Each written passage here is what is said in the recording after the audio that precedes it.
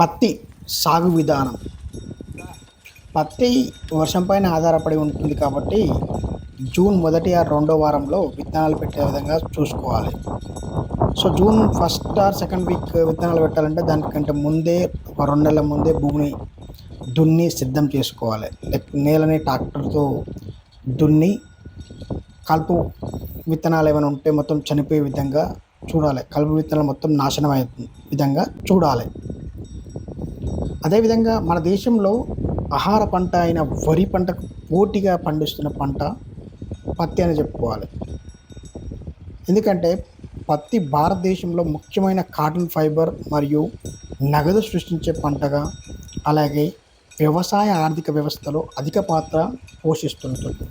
పత్తి పంట వేసినాక మనకు 5 నుంచి 6 నెలలలోపు మనకు పంట చేతికి వస్తుంది. సో ఈ పత్తి పంట వేసినప్పుడు మేజర్ ఇష్యూస్ ఏముంటాయంటే కలుపు సమస్య. ఈ కలుపు బాగా పెరుగుతుంది. కలుపు పెరగడం వల్ల పత్తి పంటని పెరగనీయదు. సో ఈ పత్తి పంటకు పెట్టుబడి పెరగడానికి కారణం కూడా కలుపు ఒక పెద్ద కారణం.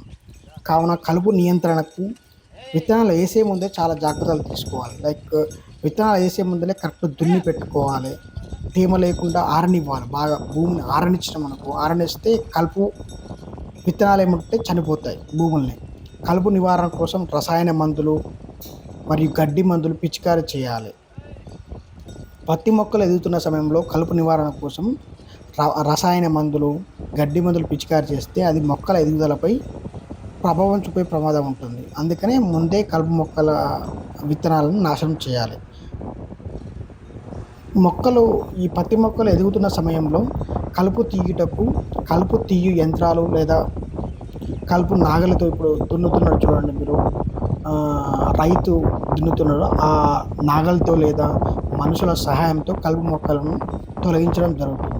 ఇట్లా దున్నాక కూడా మొక్క దగ్గర మన రైతు కూలీలను పెట్టి కలుపు తీయించాలి. లేకపోతే మొక్క ఎదగడానికి చాలా ప్రాబ్లం అవుతుంది.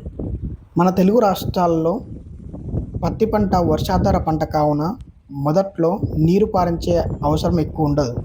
కానీ పత్తి పంట ఎదిగిన కొద్దీ నీటి వినియోగం పెరుగుతుంది. పత్తి పంటకు డ్రిప్ ఇరిగేషన్ చాలా ఉపయోగపడుతుంది. డ్రిప్ ద్వారా నీళ్ళు పెడితే బాగా పండుతుంది. మన తెలుగు రాష్ట్రాల్లో పత్తి పంటను వేయడం ఒక పెద్ద జూదంలాగా తయారైంది. రైతులు ఎక్కువ పండించే పంటల్లో పత్తిది మొదటి స్థానం అని చెప్పవచ్చు. వర్షపాతం తక్కువ ఉన్నా కూడా పెట్టిన పెట్టుబడి అయినా వస్తుందనే ఆలోచన విధానంతో రైతులు పత్తి పంటను ఎక్కువ సాగు చేయడానికి మొగ్గు చూపుతున్నారు. రైతుల ఆత్మహత్యలు కూడా చాలా ఎక్కువ ఉంది పత్తి పంట వేసిన రైతులలో. అందులో ఎక్కువ పత్తి రైతులే అయినా కూడా పత్తి సాగు విపరీతంగా పెరిగిపోతుంది.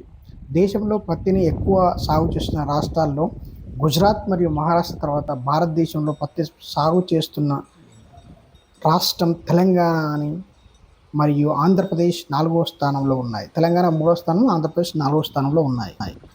పత్తికి, వరికి నీరు ఎక్కువ అవసరం. పత్తికి ఎక్కువ నీరు అవసరం లేదని ఇది తప్పు నమ్మకం. పత్తి కోసం అనుకూలమైన నేల మరియు తగినంత నీరు ఉండాలి. లేకపోతే పంట దిగుబడి తక్కువ ఉంటుంది మరియు అది విఫలమైందని భావిస్తారు. వరి మరియు మిరపకాయలతో పోలిస్తే పత్తికి అంత నీరు అవసరం లేదు. విత్తన కంపెనీలు తెలంగాణలో 1 crore సీడ్ ప్యాకెట్లను విక్రయిస్తున్నాయి. ఇది భారీగా ఉంది. వారు దానిపై పరిమితి విధించాలి. ప్రాంతాన్ని బట్టి విత్తనాలను పంపిణీ చేయాలి. పంట పద్ధతుల గురించి రైతులకు సలహాలు ఇవ్వడం మరియు పత్తి ఉత్పత్తిని పరిమితం చేయడం ప్రభుత్వంపై ఉంది. ఈ పత్తి ఉత్పత్తిలో ప్రధానమైన సమస్య మనకి లేబర్ సమస్య.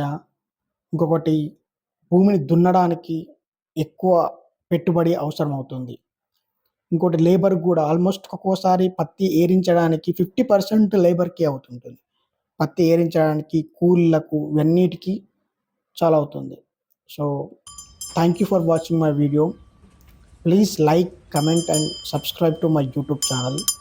ఇలాంటి వీడియోలు మరిన్ని చేస్తాను. Thank you for watching my video. Thank you.